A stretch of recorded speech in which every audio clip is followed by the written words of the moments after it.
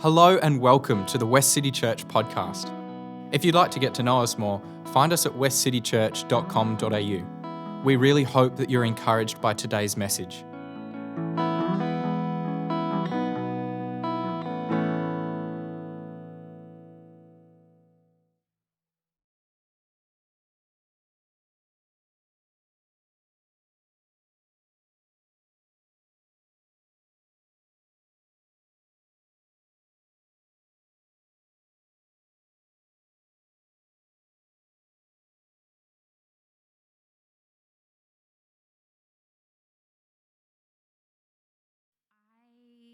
I don't like doing the communion talk, but I said to God, I don't know, maybe 20 years ago or something, that if He wants me to do things and give me opportunities, then I will say yes. So if I get asked to do something, I don't always say yes, but in instances like this, because I'm trying to have better boundaries.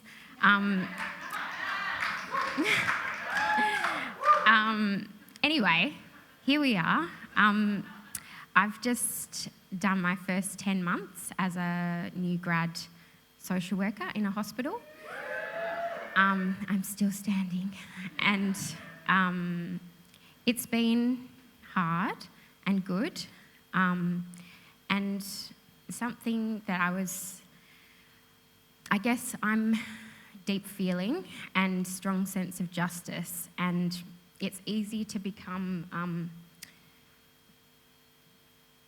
I find it easy to become really disillusioned and disheartened with the world, at the darkness, at the absolute heartbreaking stuff.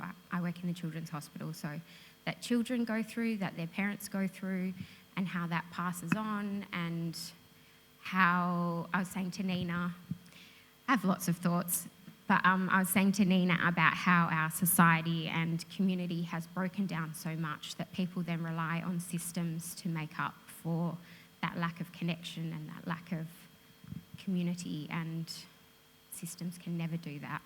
And we just end up with more needs that go unmet. Anyway, doom and gloom. Part of my countering that deep feeling and sense of justice is to look for signs of hope and to look for God at work. And so I've challenged myself to do that at work when things become overwhelming. God, where are you working here? Where are you? And the thing is, wherever we are, there's no shortage of that. There's always signs of hope. There's always signs of God at work, whether it's through Christians or through amazing things. I had a patient was gifted an organ before Christmas for transplant from an anonymous, altruistic donor. Who does that? Who does that? And the difference that it's made to his family, who are a refugee family, that's just amazing.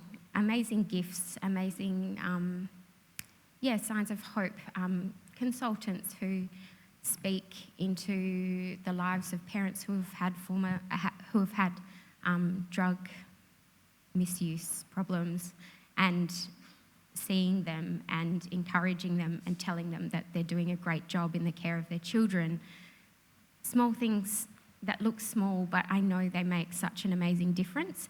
And that's what Jesus is about. He speaks life, he speaks truth, he speaks love into the darkest of places. I've had lots of opportunity the last 10 months to, keep my radar open to look for that amongst the hardness of the lives of so many.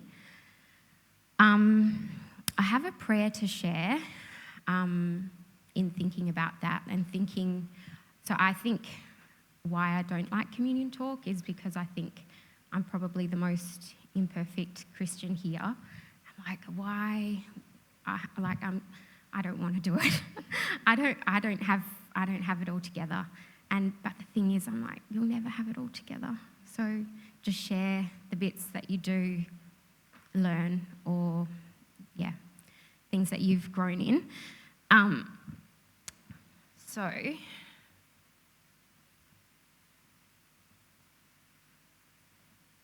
This is a prayer from one of my favourites, St. Teresa of Avila. I might have not pronounced that right. And I guess in starting the new year, and some people have gone back to work, some people go back this week, just a reminder of, as much as we keep our radars open and look for signs of life, signs of redemption, signs of love and light being done all around us, to remember that we're called to do that ourselves, that Jesus calls us to do that. So if you feel comfortable, you can close your eyes. And this says to just bring some awareness to your breathing and to your body. Christ has no body but yours. No hands, no feet on earth but yours. Yours are the eyes with which he looks compassionately on this world. Yours are the feet with which he walks to do good. Yours are the hands with which he blesses all the world. Yours are the hands, yours are the feet, yours are the eyes, you are his body. Christ has no body now but yours, no hands, no feet on earth but yours. Yours are the eyes with which he looks compassionately on this world. Christ has no body now on earth but yours. Amen.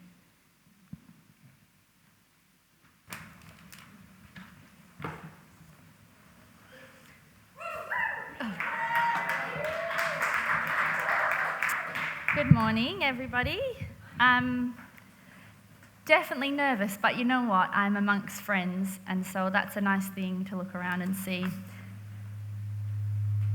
How's this going? Bit of reverb? No? Okay, so yeah, my name's Nina. I've been coming to Westcity for 8.5 years now. I love this community. I love everybody here. I love what we are about. It's one of the biggest gifts of my life, so yeah, I love to be here. If you know me, you might know I'm a bit of a romantic. I love love. I love cuddles, fireworks, emotional reunions, babies, love songs, happy endings, musicals, all of that type of stuff. So it makes sense today that when we could choose what we wanted to talk about for Homebrew, I'm talking about love. Psalm 139 is my favorite psalm, and it depicts the beautiful way that God loves us. So I just want to talk this morning about some of the ways that he loves us that are so beautiful. So the first one, if you can put the slide up, is he sees us and he knows us. So the psalm says, "You've searched me, Lord, and you know me. You know when I sit and when I rise. You perceive my thoughts from afar. You discern my going out and my lying down. You're familiar with all my ways. Before a word is on my tongue, you, Lord, know it completely." To be known and seen, if you've had that experience, is a beautiful gift. I'm very fortunate because when I grew up, when I was little, we were part of a church. It was a church on a residential street, much like this one. It had about 80 people, mostly older, a few middle-aged, a couple of young adults, and only 3 children. And that was me, my older brother, and my younger brother. So all those people and 3 children, and I was the most outgoing one too. So I just got all the love from all these people every week.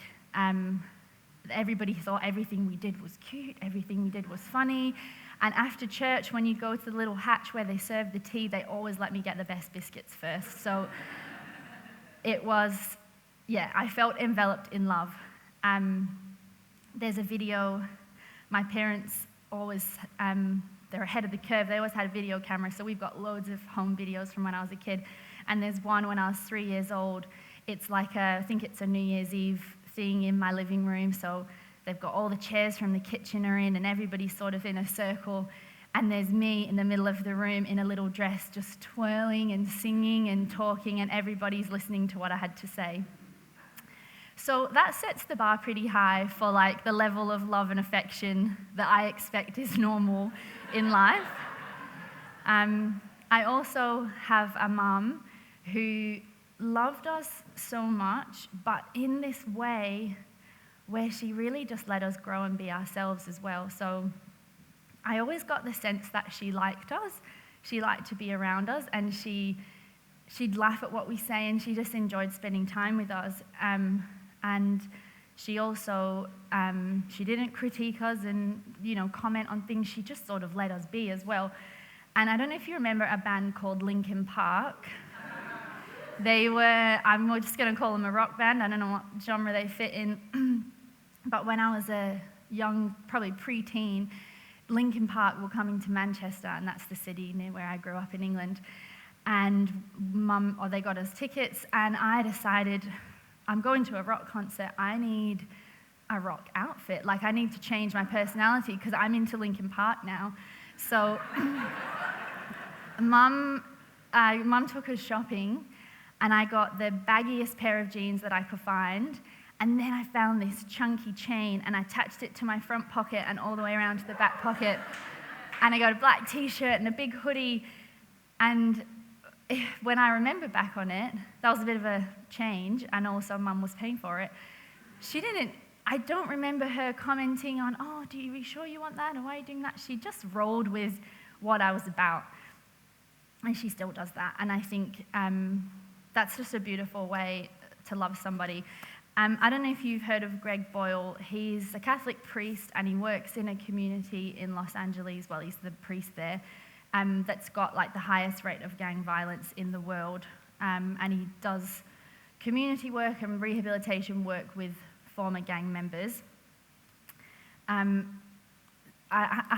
this is his third book, but I recommend it. He basically just tells stories of the people that he's working with. But obviously, as I've just shared a little bit, my childhood there is pretty picturesque, and I know that is not everybody's experience, especially the people that he's working with. So I'm just going to read you a little excerpt about being seen. He says, every homie, that's what they call each other, every homie is a quaint city in a land you've never been before. We don't save homies, we see them. We don't measure people, we meet them. See me for the first time, a homie told me, and I won't forget how I look. We all want to see who the other person is and quit staring at who they aren't. It's a truism at Homeboy, that's their group, Homeboy Industries, to say, the homies are used to being watched, they aren't used to being seen. An inmate at Mule Creek State Prison told me, I was so violent so people would see me. Exactly like the Zulu greeting, when you meet and welcome someone, you say, I see you. The other person says, now that you see me, I'm here. The next thing that we can learn about God's love from the psalm is that he holds us. The passage says, you hem me in behind and before, and you lay your hand upon me. Such knowledge is too wonderful for me, too lofty for me to attain. I've always loved this psalm, as I'm sure many of you do, but 7 years ago, my sister taught me how to sew. And so this line, or at least how I interpret it, you hem me in behind and before, makes so much more sense to me now. If you don't know, when you're sewing, you'll put the two pieces of fabric together and you stitch in a line. But if you pull that thread, it will come out of the fabric. So what you have to do is backstitch. So you go forwards, backwards, and then you do your line, and then at the end you go backwards and forwards to close it off. It holds the stitch in, and I feel like that is safety and being held, that we can't unravel. And that line, to me, I just feel that the way that God holds us. My mum and the church that I told you about, I have a picture memory of being maybe 4 and standing on the pew with my head on her chest, my arms around her neck while the worship was on. And she was singing. I could feel the reverb from her voice just here onto my face. And that just felt like the safest feeling and being held. And I guess I'm lucky that really what my mum and these experiences, they've mirrored to me the love that God shows us. And so when I read this, I can believe it because I know a bit of what that feeling is like. When I had my first son, Micah, who's now 11 and extremely tall, his legs go on for days, But when he was a baby,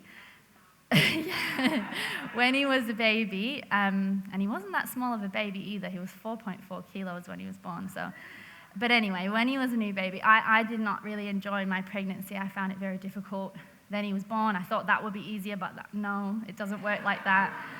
But this big bundle, I just was so proud of him, and I just loved him. I thought, this is an angel's come from heaven to be my baby. I just adored him. And even though it was a bit rough, Sunday rolled around, and we are going to church. I'm going to show everybody my baby. And I, just got him dressed and parade him around. And obviously everybody loves to see a new baby, but in the service, I thought, no, I'm just going to hold him all for myself through the worship. And I guess, like my mum did for me. But he was so held and so safe. And if you know that feeling, you'll know how wonderful it is. If you don't know that feeling, you'll know how important it is to have that. And that's what God promises to us. There's another story in here that I want to read, again, about someone who had a much different experience than that. It's a boy called Sharky. Sharky moves all the time as a kid. His dad gets saturated in rock cocaine and in PCP paranoia. And even with restraining orders, he always finds Sharky, his mum, and his sister. Sometimes they're even living right under his dad's nose. Invariably, he finds them and threatens to kill them, and they're forced to relocate yet again. 9 different schools before Sharky is 11. At 12, Sharky comes home only to find his crazed father hiding in the closet. His dad begins to interrogate him beyond the kid's ability to take in any more terror. Sharky races out of the house, gets to a neighbor's phone, calls his mum at work, and sobs to her as she tries to quiet him down. Meet me at the youth center in 1 hour. She just holds him there, in the gym bleachers, as he sobs all the more, and her only message is this: I'm so sorry you had to go through that. Once Sharky moves from a tagging crew to a gang, to active gang violence and drug dealing and addiction, he lands in his more than predictable prison tenure. This is not what he wants his future to hold. An older man in the prison tells him that he needs to ask forgiveness from God for all his sins, and so he dedicates himself to this task and sincerely prays for forgiveness. In the heart of his prayer, alone in his cell, comes a message from God, not of forgiveness or even reconciliation, but rather a singular expression of tenderness. God holding a sobbing Sharky and saying only this: I'm so sorry you had to go through that. Sharky tells me later that this has become the notion of God that holds him still. It fills him enough to say finally to his own father, I'm so sorry you had to go through all that. The next thing we can learn from the psalm is that we can't outrun God's love. I love this part, it's my favorite bit. Where can I go from your spirit? Where can I flee from your presence? It's very poetic. If I go up to the heavens, you're there. If I make my bed in the depths, you're there. If I rise on the wings of the dawn, if I settle on the far side of the sea, even there your hand will guide me. Your right hand will hold me fast. His love is fierce and unending and powerful. And I'm saying all my favorite things, but my favorite story in the Bible, you'll know it, but I'm just going to tell it to you. There was a man who had a wealthy estate, and he had 2 sons. And the youngest son was looking around, and he's thinking, we're doing pretty well here. I'm a little bit tired of working. I've seen some other people just living the high life, and I'm just a bit over this. I'm going to ask my dad for my share of the inheritance and go and live the life that I want to live. And so he asks his dad. The dad agrees, and he gives him his inheritance early, and the man goes off to party however they partied in however many thousands of years ago that would have been.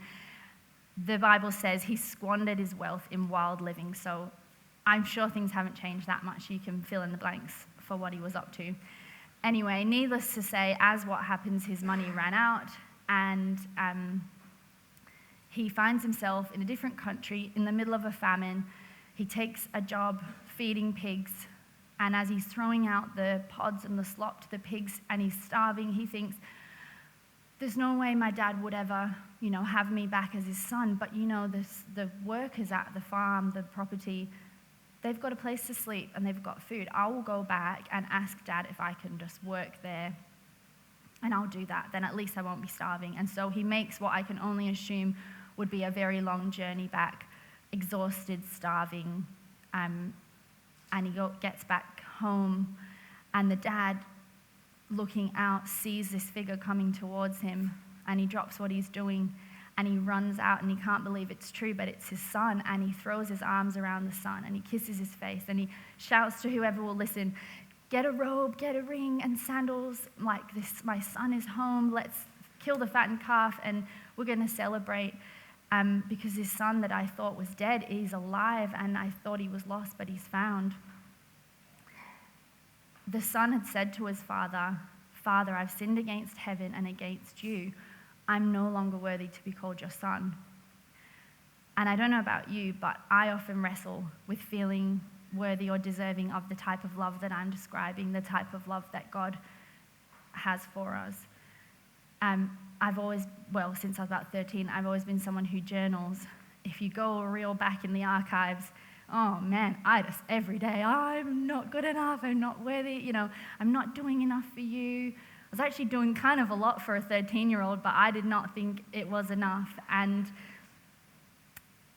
this love that I'm describing, it's so wonderful that I think it would be easy to feel unworthy of that. But Jesus told this story, the prodigal son story, because the religious people around at the time were looking at the people he was spending time with and basically saying, like, why on earth would you want to spend any time with these people? They are not worthy even of conversation.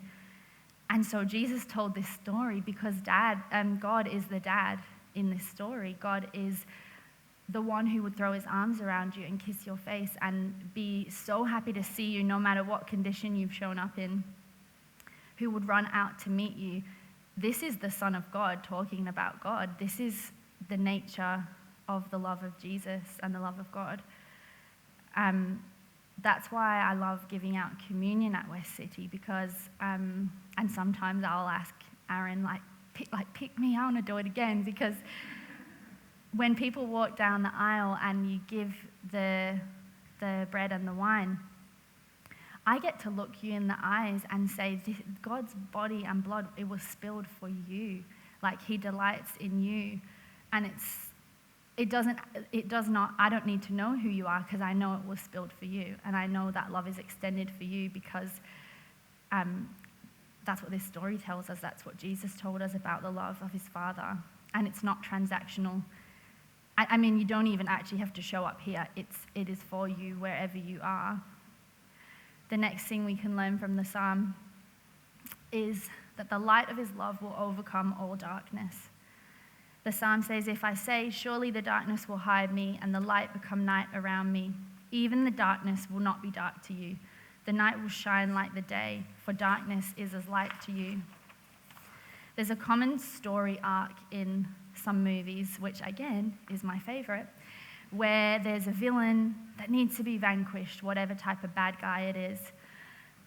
As the story goes on, you usually find out that this villain was actually once an innocent child, an innocent person, and was deeply wronged by someone or something.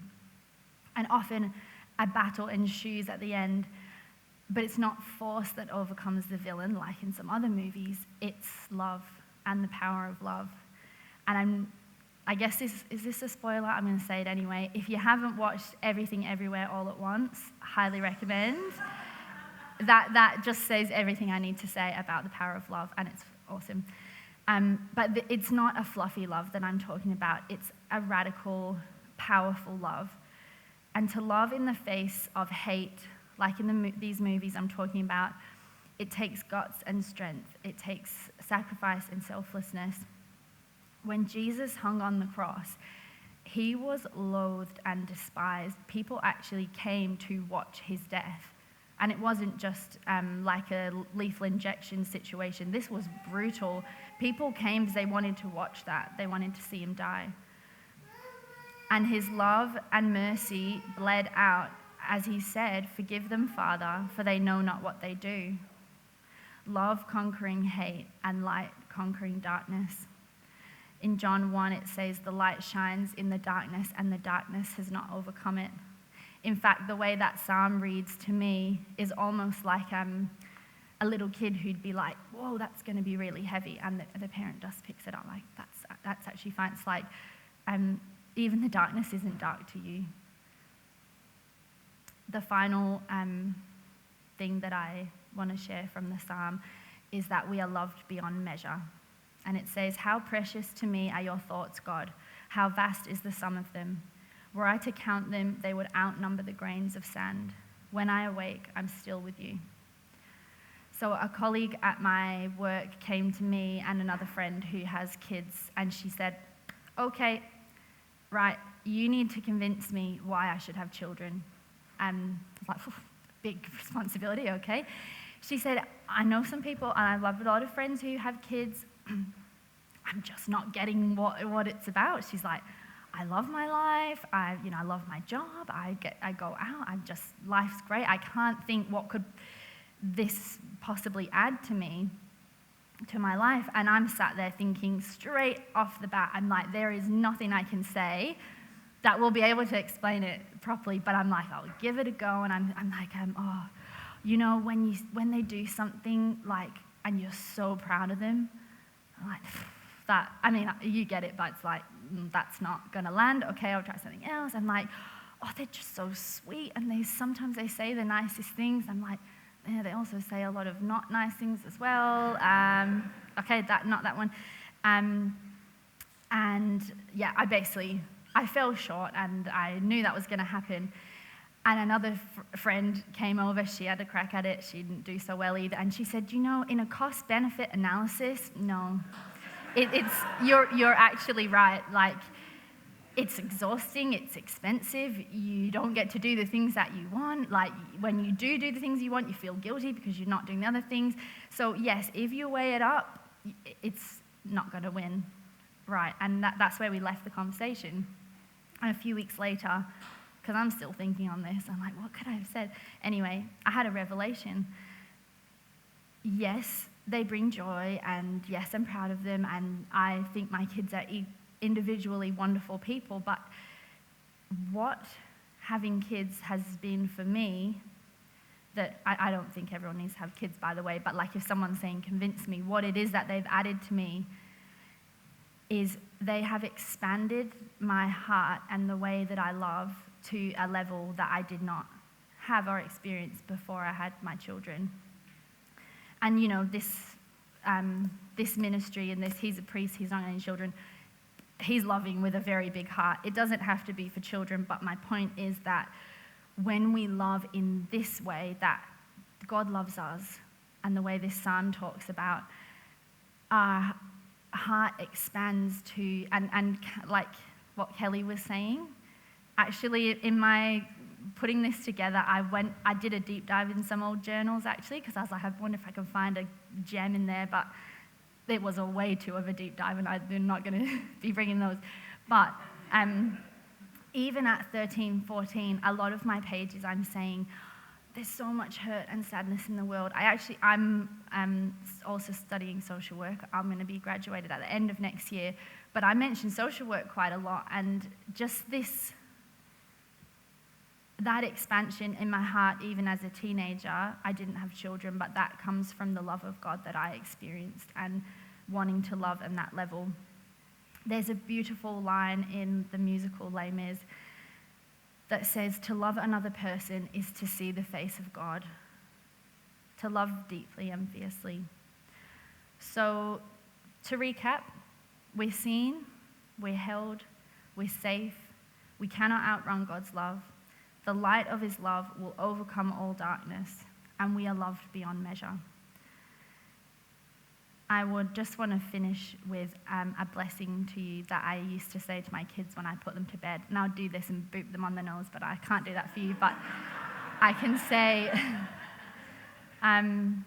may God bless you and keep you and make his face shine upon you. Amen.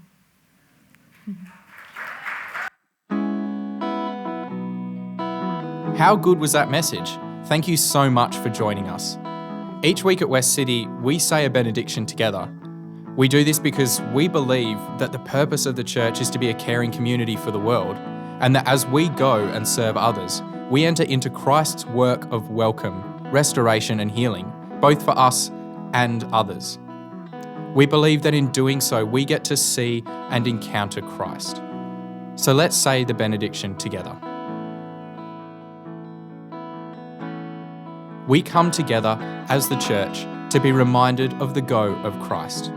So we will go out and feed the hungry, go out and clothe the naked, go out and fight for justice, go out and end oppression, go out and proclaim anew the old story, go out and associate with those who don't look like us, think like us, act like us, and don't even like us. And we'll do it all in the name of the one who sent us. His name is Jesus.